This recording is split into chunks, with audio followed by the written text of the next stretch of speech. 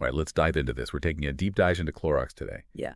You sent over some really interesting financial data and analysis. Gotta say, I'm intrigued by this one. Clorox, they've always had that reputation, right? For those like steady, dependable household products, the kind of things, well, you always need. But lately, their stock price has, well, it's taken a bit of a hit. Yeah. So we're going to try to unpack this, see if we can figure this out. Is this a sign of some deeper trouble, or could this actually be like a hidden opportunity, maybe something that most people are missing? Yeah, it really is a fascinating case, isn't it? I mean, on the one hand, you've got, like you said, that reputation, right, for those household staples, the stuff people always need. But then on the other hand, while their stock is down, like, what, 10.1% year to date. And most of that's from, well, that drop they had after their second quarter results for fiscal 2025 came out. Right. And this isn't like just a one-off thing either, The past few years have been, well, they've been a bit of a roller coaster for them. Yeah, for sure. And that contrast, that's what makes this deep dive so interesting. But before we get too far into the details, I do want to just point out one thing that jumps out immediately. Especially, I'd say, especially for anyone who considers themselves like an income-focused investor, and, well, I know you are, Clorox's dividend. Ah, yeah, the dividend. Can't forget about that. 3.3% yield. And get this, 40 years of consecutive raises. That's got to be enticing. But here's the thing, right? The catch. That dividend, the long-term appeal of that dividend, well, it kind of hinges on whether Clorox can actually get its business fundamentals back on track. So it's not just about, that attractive yield. It's about whether or not Clorox can actually, sustain it. It's like it makes me think of, those nature documentaries where they show a plant and it might look healthy on the surface, but then you see the roots and they're struggling to get nutrients. That's a really good analogy, actually. Yeah. Yeah, and to really understand, the health of Clorox's roots, so to speak. Well, kind of got to go back and revisit the whole wild ride of the pandemic. I mean, initially, Clorox, they saw a huge surge in demand, right? As everyone was stocking up on cleaning supplies, all that stuff. Yeah. But then things shifted. Yeah, it's like that saying, too much of a good thing. Right. Everyone had enough bleach to last a lifetime. Exactly. I think they overestimated how long that heightened demand would last, and all of a sudden they're dealing with like this excess inventory, and then on top of that, you get the supply chain disruptions and inflation, which just, well, it added more fuel to the fire. It really was like a perfect storm. So those initial stock gains during the pandemic, it was almost like a sugar rush, and now comes the inevitable crash. Mm-hmm. But you mentioned that if we sort of look beyond just the headlines, that the adjusted earnings, that those tell us a bit of a different story. Right. They do. Adjusted earnings, you see, those strip away the one-time charges, and they give us a glimpse into the core business's health. Remember that $445 million impairment charge they took for their vitamins and minerals business, or the $171 million pension charge. I mean, these were significant hits to the bottom line, but they don't necessarily reflect the underlying strength of their core operations. And then there was that cyber attack that they had to deal with too. Man, it's like they were being tested from all sides. But one thing I do find interesting is that Clorox hasn't, they haven't just been playing defense, right? They've actually been making some strategic moves, especially when it comes to their profit margins. Yeah, that's true. 9 consecutive quarters of gross margin expansion. That's pretty impressive. It seems like they're shifting their focus, from simply chasing revenue to prioritizing profitability, basically making sure that each product they sell, well, that it's, as profitable as possible. So it's not just about, selling as much as they possibly can. It's about making sure each sale is as profitable as it can be. It's kind of like, if you have a bakery and they're focusing on making fewer but higher quality cakes instead of just churning out tons and tons of cheap cupcakes. Precisely. And that's where their brand focus comes in too. They're strategically allocating resources to their top performing brands, brands like Burt's Bees and Hidden Valley Ranch, kind of betting that those names have enough clout to really command, those premium prices. That makes sense. Right. But they are also spending more on advertising and sales, Yeah. right? So it's not just about cutting costs. It's really about investing strategically. Yeah, absolutely, absolutely. And speaking of strategic investments, we can't really overlook their massive ERP system upgrade. We're talking like a $560 to $580 million investment here to really modernize their entire digital infrastructure, their supply chain, their finance and data management. Okay. So for those of us who aren't, tech wizards, could you break down like what does an ERP system actually do? And why is this like such a big deal for Clorox? Sure. Yeah. Think of an ERP system as kind of like the central nervous system of a modern business. It really connects all the different parts of the company, allows them to share information and operate more efficiently. For Clorox, this could mean like a significant reduction in their operating costs. Imagine if they could just optimize their supply chain and shave off even like, let's say, 2% of their expenses. I mean, that would be huge for their bottom line. Yeah, no, that's a really clear way to understand the impact.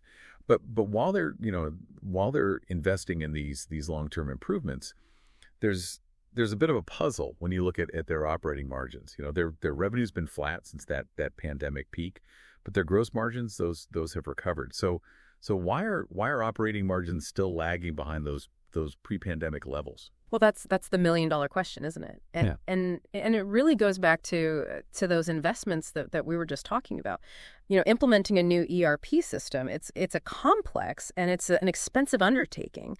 Those upfront costs, they're weighing on their operating margins right now, even as they're making progress on those gross margins. It's kind of like it's like they're renovating their house, but they're still living in it. Mm-hmm. There's going to be some mess and disruption during that process. Yeah, exactly. But the key question is, will those renovations ultimately pay off? Are they making the right investments to position themselves for success in the long run? That's what you're here to try and figure out. So far, we've seen how Clorox is trying to improve its internal operations, boost profitability. Mm-hmm. But even the most efficient company can struggle if it's facing some fierce competition. Yeah. So let's shift gears a little bit and explore the cleaning product battlefield that Clorox is operating in. We were just talking about competition, and the cleaning product aisle, it can be a pretty cutthroat place. It really is like it's like a battleground of brands just vying for your attention and your dollars. Oh, absolutely. It really is. And to understand Clorox's position in all of this, in this battle, I think we need to first sort of identify those key players that they're up against. Right. So who are the heavy hitters in the cleaning product arena? Well, first you've got those giants like Procter & Gamble, for example, with their whole arsenal of powerhouse brands.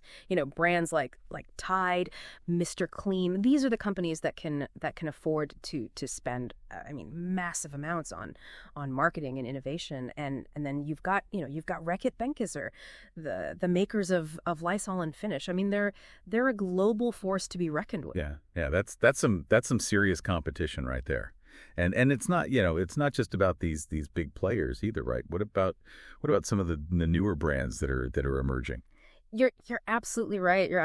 There's this whole wave of up and coming brands, and a lot of them have this focus on sustainability and natural ingredients. They're really appealing to kind of a new generation of consumers who are more conscious, more conscious of their environmental impact and the ingredients in their cleaning products.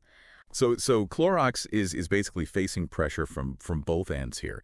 You've got these established giants with their deep pockets, and then you've got these really agile newcomers with these fresh ideas. It kind of makes you wonder, how can they stand out in such a crowded market? I mean, what are their unique strengths? What do they bring to the table that others don't? Well, one of their biggest assets is their portfolio. Their portfolio of well-known, trusted brands. Yeah. I mean, think about it. You probably have at least one Clorox product in your home right now. Right. whether it's bleach or Glad bags or Kingsford charcoal. I mean, they've got a product for just about every cleaning need. And that kind of brand recognition, well, that's incredibly valuable. It's like having a loyal fan base, that's been with you through thick and thin. But in today's world, I mean, brand loyalty, it's constantly being challenged. I mean, wouldn't you say? Oh, absolutely. Absolutely. Consumers they have more choices than ever before, and they're just constantly bombarded with all these marketing messages from all sides. And that's why Clorox, I think they know they can't just rely on, on their legacy brands. They have to constantly innovate, constantly evolve to stay relevant. And that's where their brand focused strategy comes into play, right? They're investing, heavily in their top performing brands, trying to make them even stronger. But are they making the right bets here? I mean, is this going to pay off for them? Well, that is the million-dollar question. They seem to be focusing on premiumization, right? Trying to convince consumers that their brands are worth paying a little bit more for. Take Burt's Bees, for example. They've expanded beyond just lip balm into this whole range of personal care products. They're positioning themselves as kind of a natural premium alternative. It's like they're saying, hey, we're not just your grandma's bleach anymore. We've got the high end stuff too. Yeah. But is that really resonating with consumers? I mean, are people willing to pay a premium for Clorox brands? That's what we need to keep an eye on. They're definitely, they're pouring resources into advertising and marketing to try to convince people that their premium products are worth that extra cost. But they are facing some stiff competition from other premium brands, a lot of which have a much stronger reputation when it comes to sustainability and those natural ingredients. It's like they're trying to break into this exclusive club. Yeah. But the bouncer at the door is pretty discerning, right? Right. But so they're focusing on their brands. They're trying to make them stand out in this crowded market. But they're also making these significant investments in their internal operations. Like that massive ERP system upgrade that we talked about earlier. How does that fit into their overall strategy? Well, it's all about efficiency. You see, by streamlining their supply chain, their finance, and their data management, well, they can potentially reduce costs, and they can improve their profit margins. Yeah. Think of it like this: if they can get their products, from the factory to the store shelves more efficiently, well, that translates into real savings. Right, and those savings, well, they can either go back into the business, and fund further innovation and marketing, or they can flow down to the bottom line, which would boost their profitability and potentially even, support that attractive dividend. Exactly.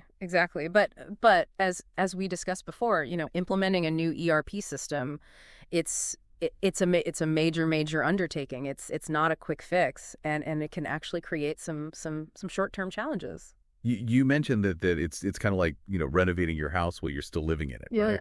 There's bound to be, some mess and some disruption during that process. What are some of the specific challenges that Clorox might face with this ERP rollout?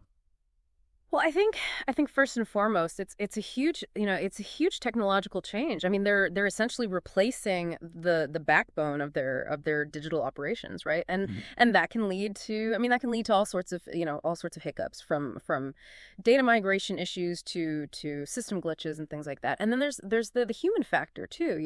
Getting employees trained on the new system, adapting their workflows, that can be a major hurdle. So even if the technology itself is flawless, there's still the potential for human error, for resistance to change, and let's not forget about the cost factor either, right? You mentioned it's a $560 to $580 million investment. I mean, that's a significant chunk of change. Oh, it is. It Yeah. is. And that investment, it's likely going to weigh on their, their operating margins in the short term, even as they're seeing those improvements in their gross margins. So investors need to be, they need to be patient. They need to look beyond that immediate financial impact. The real question is, will this ERP system, will it deliver those long-term efficiency gains that they're hoping for? So it's a bit of a gamble then. Yeah. They're betting that this major investment that it'll pay off in the long run. Yeah. That it'll make them a more agile, a more profitable company. But there's no guarantee of success. Exactly. And to make matters even more complex, they're not just competing against other cleaning product companies. They're also competing for consumer spending in general. What do you mean by that? Well, I mean, think about it. Consumers have, they have a limited amount of money to spend, right? And when the economy is uncertain, well, people tend to prioritize their spending on those essentials and cleaning products. Well, they might fall lower on that list compared to things like groceries or healthcare. Yeah, so Clorox is facing competition, not just from other brands in the cleaning aisle, but from every other product vying for a share of the consumer's wallet. It's like they're playing a game of chess on multiple boards. Yeah. At the same time. That's a great analogy. And to win that game, well, they need to be strategic about their moves. They need to understand consumer behavior. They need to anticipate, those market trends, and they need to position their brands, in a way that resonates with their target audience. So it sounds like they're walking a bit of a tightrope here. They need to maintain those core strengths, those trusted brands that have been around for decades. But they also need to adapt to new challenges, to new consumer preferences. Exactly. And that's what makes this deep dive so fascinating. We're seeing a company at a crossroads here, Wow. trying to navigate this rapidly changing, landscape. They've got this rich history, but they're also facing, this uncertain future. So the question remains, Is Clorox simply trying to polish up an old formula, or are they genuinely transforming themselves to thrive in this new era? We've looked at their their financials, we've looked at their strategy, their competitive landscape, but there's one more piece of the puzzle that we need to consider here, right? And that's you, the listener, and the specific information that you've brought to the table. That's right. This deep dive, it isn't just about, Clorox in general. It's about understanding what this information, what it means for you and your, potential investment decisions. So let's shift our focus a bit and let's delve into those specific articles, those reports, those data points that you've highlighted for us. Yeah, we've laid the groundwork here, and now let's see how your insights fit into the bigger picture. What caught your eye? What sparked your curiosity? As we've been kind of talking about Clorox's challenges and their strategies, I keep thinking back to something that you flagged in one of those articles that you shared, that piece about their decision to divest their operations in Argentina, Uruguay, and Paraguay. Oh yeah. Yeah, that was an interesting move for sure. It seems to be, part of their broader strategy to kind of focus on their core North American market and maybe shed some of those less profitable, those international operations. It makes me think of like a gardener, Yeah. pruning back a plant to kind of encourage stronger growth in those main stems. Yeah. So are they sacrificing some short-term gains, to focus on that Yeah. on that long-term potential? Yeah, that's a great way to put it, actually. By streamlining their portfolio and really focusing on those most promising markets, well, they can potentially free up resources to invest in innovation, in marketing, and as we've discussed, operational efficiency. So it's not just about just cutting price. It's about strategically allocating those resources to the areas where they can have the biggest impact. And this kind of brings us back to the central question of this whole deep dive, right? is Clorox's turnaround? Is it genuine, or is it just a temporary fix, something that's not going to last? Well, I mean, we've examined a lot of evidence. We've seen that they're making some significant efforts to try to improve their profit margins, to invest in their brands, to modernize their operations. But as we've also discussed, they are facing some pretty formidable challenges, both from those established competitors and from these up and coming brands that are really they're disrupting the market. Right. It's like they're running a race on a track that's constantly shifting. Yeah. That's constantly changing. Yeah. So how do we weigh all this information?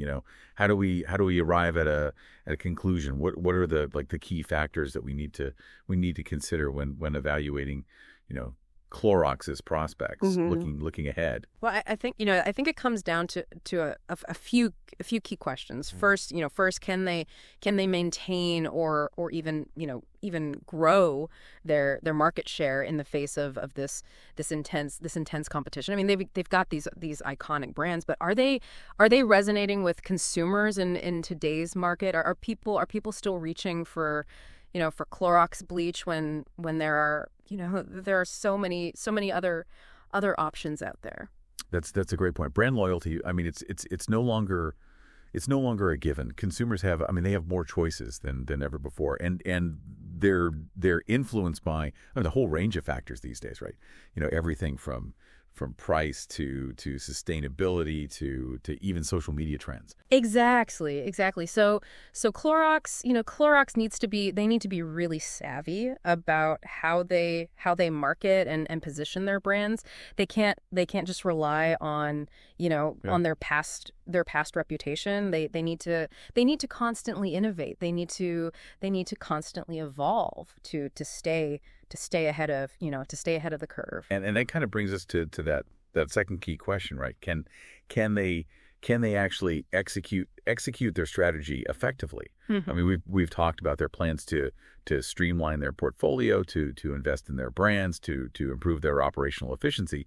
But can they actually deliver on those promises? Yeah, that's where things get really interesting. Remember that ERP system implementation we talked about? That is a huge undertaking, and it carries a lot of risk. I mean, if they can pull it off, successfully, it could significantly boost their efficiency and their profitability. But if they stumble, it could set them back considerably. So it's like they're betting a big chunk of their future on this this major technology upgrade. Mm-hmm. and the stakes are high. They are and there's another factor that we need to consider too, and that's the broader economic environment. I mean, we're living in a time of uncertainty, right? With inflation, with those supply chain disruptions. They're still impacting businesses all over the world.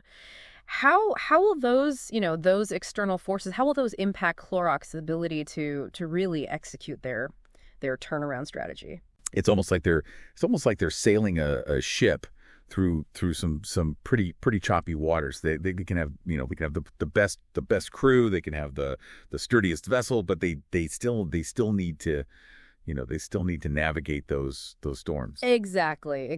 So when you're considering Clorox as a potential investment, it's really it's crucial to factor in those external forces that are largely beyond their control. So it sounds like there's no easy answer here. There's no simple formula for predicting Clorox's future. It's a complex equation with a lot of variables. That's right. But that's what makes investing so challenging and so rewarding. It's not about finding those sure bets. It's about carefully assessing the risks and the opportunities and making those informed decisions based on the best available information. And that's what we've tried to do in this deep dive. We've explored Clorox's financial performance, their strategic moves, their competitive landscape, and that broader economic context. But ultimately, the decision of whether or not to invest in Clorox, well, that's up to you. That's right. You've got the knowledge, you've heard the analysis, and you've seen the key questions to consider. Now it's about applying your own judgment, your own risk tolerance to make a decision that aligns with your investment goals. We've given you the tools, we've given you the insights to really conduct your own due diligence. Perhaps you'll want to delve deeper into their financial statements, explore their sustainability initiatives, maybe even compare their performance to their closest competitors. And remember, even if you decide that Clorox isn't the right fit for your portfolio right now, the process of analyzing a company, understanding its challenges and its opportunities, and thinking critically about its future, well that's an invaluable skill that you can apply to any investment decision. Yeah, well said. That's what the deep dive is all about. Empowering you with the knowledge and the insights that you need to really navigate the complexities of the market. So thank you for joining us on this journey of discovery. We hope you found it enlightening. We hope you found it informative. And remember, the journey of learning and exploration, it never truly ends. Stay curious, stay informed, and keep asking those insightful questions. Yeah. Until next time, happy investing.